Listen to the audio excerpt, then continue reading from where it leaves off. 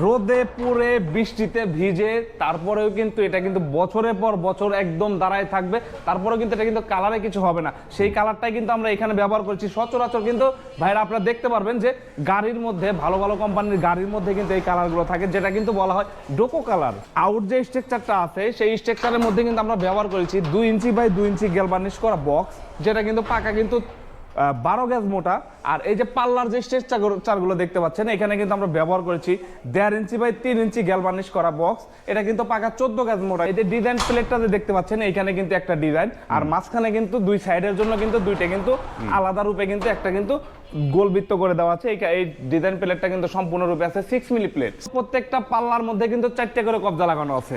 উপরে কিন্তু একটা কবজা, এই মাঝখানে কিন্তু আরো একটা কবজা, এবং এই দুই পাল্লার এই পাল্লা কিন্তু সরাসরি মাঝখানে কিন্তু আরো একটা কবজা লাগানো আছে, এবং নিচে কিন্তু একটা কবজা লাগানো আছে। এটা কত টাকা স্কয়ার ফিটে করেছেন? কোনো ভাই যদি আউট ফ্রেম কিন্তু 12 গজের এবং পাল্লার স্ট্রাকচার আছে হচ্ছে 14 গজের বক্স পাইপ, এবং মাঝখানের যে ডিজাইন প্লেটটা আছে এটা কিন্তু আছে 6 মিলি প্লেট। এই ক্যাটাগরিতে যদি কোনো ভাই যদি আমাদের কাছ থেকে মালামাল নিতে চায় সেই ক্ষেত্রে কিন্তু খরচ পড়বে ভিয়েতনাম প্রতি স্কয়ার ফিট মাত্র 1500 টাকা স্কয়ার ফিট।